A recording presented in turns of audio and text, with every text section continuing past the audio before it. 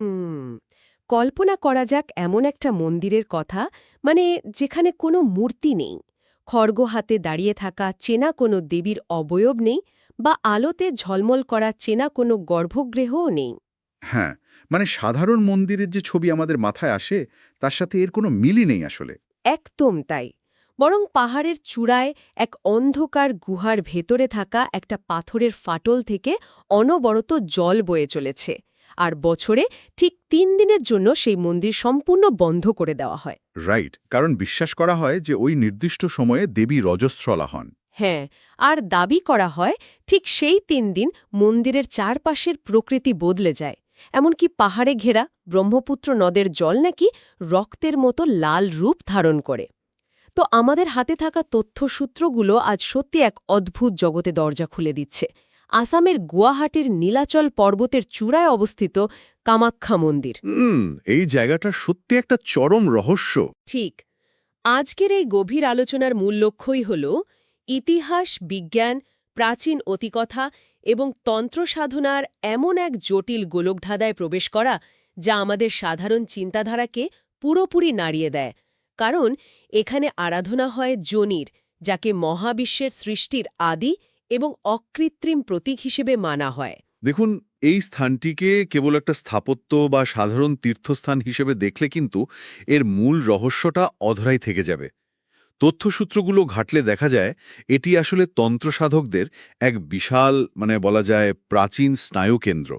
ভক্তি, মানুষের অহংকার, প্রকৃতির নিজস্ব রাসায়নিক খেলা আর অলৌকিকতার এক অবিশ্বাস্য সংমিশ্রণ ঘটেছে এখানে। হ্যাঁ, আর ওই যে গর্ভগৃহের ভেতরে থাকা প্রাকৃতিক পাথরটি যার ওপর দিয়ে জলের ধারা বয়ে যায়। হ্যাঁ, যার আকৃতি যোনির মতো, তার জলের উৎস কিন্তু আজ পর্যন্ত কেউ বৈজ্ঞানিকভাবে নিখুঁতভাবে চিহ্নিত করতে পারেনি। কোনো দৃশ্যমান ঝরনা বা পাইপলাইন নেই ওখানে, অথচ শতাব্দীর পর শতাব্দী ধরে ওই জলের প্রবাহ অব্যাহত। বাবরে! এই রহস্যই আসলে কামাখ্যাকে ৫১টি শক্তিপীঠের মধ্যে সবচেয়ে দুর্ভেদ্য এবং আকর্ষণীয় করে তুলেছে। হুম এই শক্তির উৎসের গল্পটা কিন্তু শুরু হচ্ছে এক চরম ধ্বংসের মধ্যে দিয়ে। পৌরাণিক যুগে ফিরে গেলে আমরা রাজা দুঃখের সেই বিখ্যাত যজ্ঞের ঘটনাটি পাই। দক্ষ তো ছিলেন সতীর পিতা, কিন্তু তিনি ভগবান শিবকে চরম ঘৃণা করতেন। হ্যাঁ, শিবের ওই ভস্ম মাখা শরীর, শ্মশানে ঘুরে বেড়ানো, বৈরাগ্য, এসব দক্ষের মতো একজন প্রতাপশালী এবং অহংকারী রাজার কাছে ছিল চূড়ান্ত অপমানের ব্যাপার। দক্ষের কাছে তার সামাজিক প্রতিপত্তি আর বাহ্যিক আডম্বরই ছিল সব। তো তিনি যখন এক বিশাল যজ্ঞের আয়োজন করলেন, তখন মহাবিশ্বের প্রায় সব দেবতাকে আমন্ত্রণ জানালেও নিজের মেয়ে সতী এবং জামাতা শিবকে ইচ্ছে করেই বাদ রাখলেন। ঠিক, সতী যখন এই অপমান মেটাতে বিনা আমন্ত্রণে পিতার যজ্ঞে উপস্থিত হলেন, তখন দক্ষ সবার সামনে শিবকে নিয়ে চরম কটূক্তি করেন। আর সতী নিজের স্বামীর এই অপমান মেনে নিতে না পেরে সেই যজ্ঞের আগুনে নিজের প্রাণ বিসর্জন দেন। আর ঠিক এই জায়গা থেকেই গল্পের মোড় ঘুরে যায় এক মহাজাগতিক প্রলয়ের দিকে। শিব যখন সতীর মৃত্যুর খবর পেলেন, তার ক্রোধ মহাবিশ্বের সমস্ত সীমানা ছাড়িয়ে গেল। তিনি সতীর প্রাণহীন দেহ কাঁধে তুলে নিয়ে তাণ্ডব নৃত্য শুরু করলেন। হুম। আর এই তাণ্ডব কোনো সাধারণ নাচ ছিল না, এটি ছিল প্রলয়, যার প্রভাবে পুরো সৃষ্টি ধ্বংস হবার উপক্রম হয়। মহাবিশ্বের ভারসাম্য চরম সংকটের মুখে পড়ে যায় তখন। হ্যাঁ, সেই মহাধ্বংস থামাতে ভগবান বিষ্ণু বাধ্য হয়ে তার সুদর্শন চক্র ব্যবহার করেন। আর সেই চক্রের আঘাতে সতীর দেহ ৫১টি খণ্ডে বিভক্ত হয়ে পৃথিবীর বুকে ছড়িয়ে পড়ে। আর সেই খণ্ডগুলোর মধ্যে সবচেয়ে তাৎপর্যপূর্ণ অংশটি, অর্থাৎ সতীর যোনি, এসে পড়েছিল এই নীলাচল পর্বতে। এখানেই জন্ম হয় কামাখ্যা শক্তিপীঠের। সমাজ সাধারণত মানবদেহের এই অংশটিকে আড়াল করে রাখে। অনেক সময় একে একটি গোপন বা বলা যায় অপবিত্র বিষয় হিসাবেও বিচার করা হয়। হ্যাঁ, সেটা তো একটা সোশ্যাল ট্যাবু হয়েই আছে। একদম। কিন্তু প্রাচীন দর্শন এখানে পুরো দৃষ্টিভঙ্গিটাই বদলে দিয়েছে। সমাজ যাকে আড়াল করছে, প্রকৃতি বা মহাবিশ্ব তাকে পরম পবিত্র হিসেবে স্থাপন করেছে। এটা নিয়ে চিন্তা করলে একটা দারুণ সমীকরণ মাথায় আসে আমার। একদিকে শিবের তাণ্ডবে মহাবিশ্ব ধ্বংস হতে বসেছে, সবকিছু নিশ্চিহ্ন হয়ে যাওয়ার উপক্রম, আর ঠিক সেই ধ্বংসের চরম বিন্দুতে সতীর দেহের সেই অংশটি মাটিতে এসে পড়ল, যা আসলে সৃষ্টির, জন্মের এবং নতুন প্রাণের প্রতীক। বাহ, সুন্দর একটা তুলনা। মানে এটা যেন মহাজাগতিক একটা রিসেট বাটন বা কসমিক রিবুটের মতো। মহাধ্বংসের একেবারে কেন্দ্রবিন্দু থেকে নতুন করে সৃষ্টির বীজ রোপিত হচ্ছে। ঠিক তাই, ধ্বংস এবং সৃষ্টির এই যে চক্রাকার সম্পর্ক, কামাখ্যা মূলত তারই বাস্তব রূপ।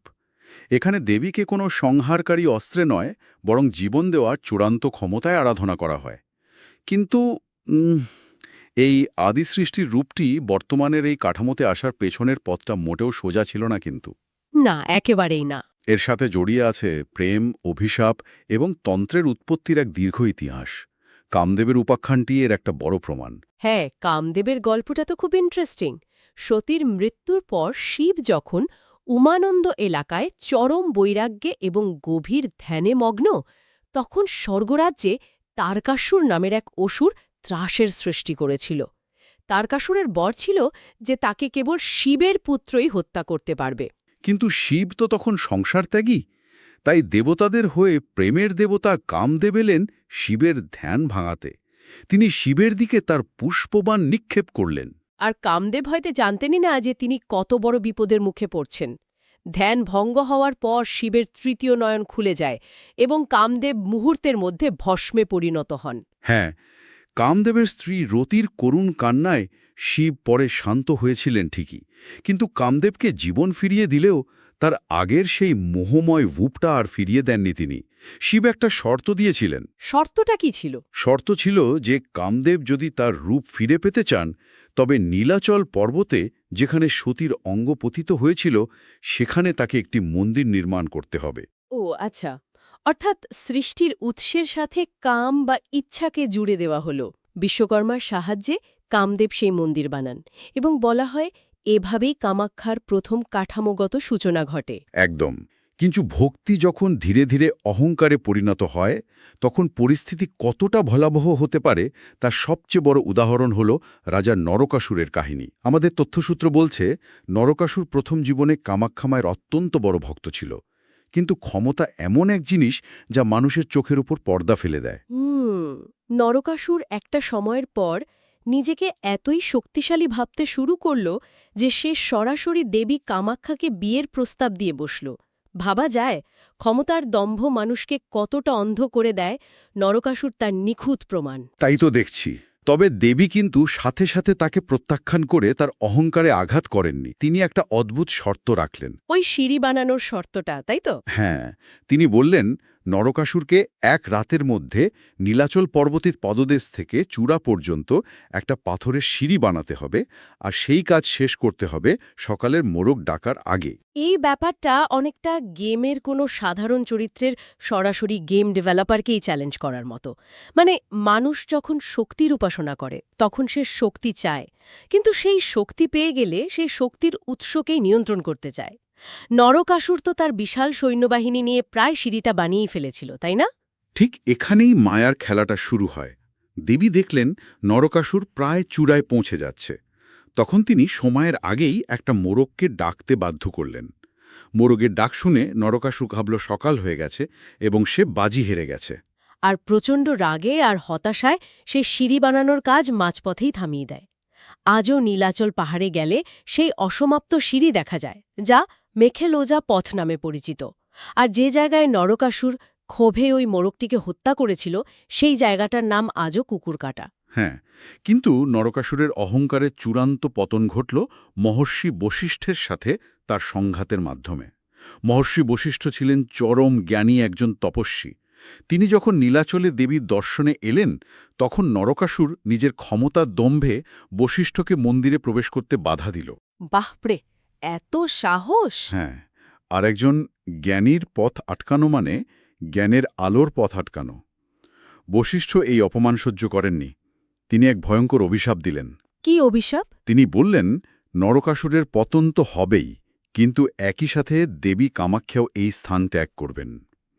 বশিষ্ঠের অভিশাপে দেবী সত্যি অন্তর্ধান হলেন এবং কামাখ্যা তার সমস্ত প্রাণশক্তি হারিয়ে একটা পরিত্যক্ত স্থানে পরিণত হল। কিন্তু পরবর্তীতে দেবীকে তো ফিরিয়ে আনা হয়েছিল। তবে আমাদের তথ্যসূত্র থেকে দেখছি যে শর্ত ছিল যে পুরনো ভক্তির নিয়মে আর দেবীর কৃপা পাওয়া যাবে না। ঠিক বলেছেন, বশিষ্ঠের বিধান অনুযায়ী সাধারণ ভক্তি বা শাস্ত্রীয় পূজার মাধ্যমে আর দেবীকে তুষ্ট করা যাবে না। শুরু হলো বামাচার বা বামমার্গের তন্ত্র সাধনা। এই বামাচার ব্যাপারটা ঠিক কি? বামাচার আসলে প্রচলিত সমাজের নিয়মের ঠিক উল্টো পথে হাঁটে। সমাজ যাকে অপবিত্র, নিষিদ্ধ বা উচ্ছিষ্ট বলে মনে করে, বামার্গের সাধকরা সেই সব উপাদানের মাধ্যমেই সাধনা করেন। এর মূল দর্শন হল ঈশ্বর বা পরম শক্তি কেবল পবিত্রতার মধ্যে সীমাবদ্ধ নন। তিনি সৃষ্টির সমস্ত অন্ধকার, কজ্জরতা এবং নিষিদ্ধতার মধ্যেও সমানভাবে বিরাজমান। তার মানে মানুষের মনের ভেতরের যে দ্বিধা, যা কিছু ঘেন্না বা ভয়ের কারণ, তন্ত্র সেই আবরণগুলোকে ভেঙে ফেলার কথা বলে। একদম তাই। আর এই বামাচারের বিধানের পরেই কামাখ্যা একটা সাধারণ মন্দির থেকে এক চরম এবং কঠোর তন্ত্র সাধনার পীঠস্থানে পরিণত হল। তো এই মিথ এবং তন্ত্রের জগৎ থেকে আমরা যদি একটু ইতিহাসের বাস্তবতায় আসি, তাহলে দেখব এই মন্দিরের কাঠামোর ওপর দিয়েও অনেক ঝড় বয়ে গেছে। ষোড়শ শতাব্দীতে কোচ রাজবংশের রাজা বিশ্বসিংহ একটি যুদ্ধার সময় তার সৈন্যদল থেকে বিচ্ছিন্ন হয়ে এই পাহাড়ে এসে পড়েন। সেখানে একটি বিশাল বটগাছের নিচে তিনি এই মূল মন্দিরের ধ্বংসাবশেষ আবিষ্কার করেন। হ্যাঁ, বিশ্বসিংহ 1535 সালে এই মন্দিরের কিছুটা সংস্কার করেছিলেন। কিন্তু ইতিহাস তো শান্ত নদীর মতো বয় না। এরপর আসে বাংলার সেনাপতি কালাপাহাড়। কালাপাহাড় ছিলেন একজন ভয়ঙ্কর মূর্তি ধ্বংসকারী। তিনি তার আক্রমণের সময় এই মন্দিরটিকে প্রায় ধূলিসাৎ করে দেন। হ্যাঁ, কালা পাহাড়ের মতো মানুষের মনস্তত্ত্ব হল কোনো ধর্মীয় স্থাপত্যকে ভেঙে দেওয়া মানে সেই ধর্মের মানুষের বিশ্বাসকে ভেঙে দেওয়া। কিন্তু কামাখ্যার ক্ষেত্রে সেটি সম্ভব হয়নি। ধ্বংসের পরেও বিশ্বাস টিকে ছিল।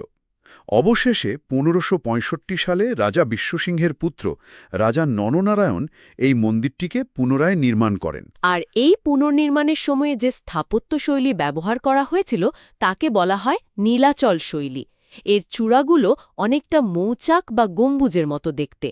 হয়তো বারবার হওয়া ভূমিকম্প বা বাইরের আক্রমণ থেকে মূল গর্ভগৃহকে রক্ষা করার জন্যই এই বিশেষ গম্বুজ আকৃতির নকশা বেছে নেওয়া হয়েছিল।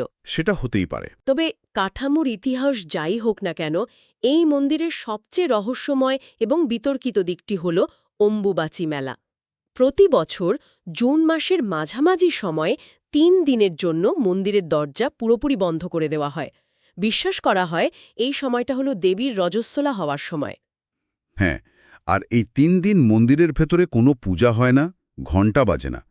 3 দিন পর যখন গর্ভগৃহ খোলা হয় তখন সেখানে বিছিয়ে রাখা সাদা কাপড়টি সম্পূর্ণ লাল এবং ভেজা অবস্থায় পাওয়া যায়। একে অম্বুবাচী বস্ত্র বা রক্তবস্ত্র বলা হয়। এটি অত্যন্ত পবিত্র বলে মানেন সাধকরা। কিন্তু সবচেয়ে অদ্ভুত ব্যাপার হল এই 3 দিন ব্রহ্মপুত্র নদের জলেও নাকি একটা লালচে আভা দেখা যায়। আর ঠিক এই জায়গাতেই বিজ্ঞান এবং বিশ্বাসের একটা বড়সড় সংঘর্ষ বাধে। আমাদের তথ্যসূত্র থেকে দেখা যাচ্ছে বিজ্ঞানীরা এই নদীর জল লাল হওয়ার পেছনে একটা খুব পরিষ্কার রাসায়নিক কারণ দাঁড় করিয়েছেন। আসামের মাটিতে প্রচুর পরিমাণে আয়রন বা লৌহ উপাদান রয়েছে। হ্যাঁ, আয়রন তো আছেই। বিজ্ঞান বলছে এই খনিজ উপাদানগুলো জলেই মিশে জলের রং লাল করে দেয়। ভূতাত্ত্বিক দিক থেকে এটা সম্পূর্ণ নির্ভুল একটা ব্যাখ্যা। মাটির রাসায়নিক উপাদান জলের সাথে মিশলে তার রঙের পরিবর্তন হওয়াটাই স্বাভাবিক। কিন্তু এখানেই একটা বিরাট যৌক্তিক প্রশ্ন চলে আসে আমার মনে। মানে যদি নদীর জল লাল হওয়ার কারণ শুধুই মাটি বা সিন্নাবারের রাসায়নিক বিক্রিয়া হয়, তাহলে এই ঘটনাটি কেন বছরের নির্দিষ্ট ওই 3টে দিনেই অর্থাৎ অম্বুবাচীর সময় ঘটে? প্রকৃতি তো আর মানুষের তৈরি করা পঞ্জিকা দেখে রাসায়নিক বিক্রিয়া ঘটায় না। হ্যাঁ, এই প্রশ্নটাই তো অম্বুবাচীর আসল রহস্যের চাবিকাঠি। যদি আমরা একটু তলিয়ে দেখি, এই সময়টা হলো জুনের মাঝামাঝি। আসামে এই সময়ই বর্ষার সবচেয়ে ভয়ঙ্কর রূপটা দেখা যায়, যাকে আমরা পিক মনসুন বলি। হ্যাঁ, প্রবল বৃষ্টি হয় তখন। একদম। একটানা প্রবল বৃষ্টির কারণে পাহাড়ের গা বেয়ে প্রচুর পরিমাণে জল নিচে নামতে শুরু করে। এই বিশাল জলের তোড় যখন নীলাচল পর্বতের লৌহ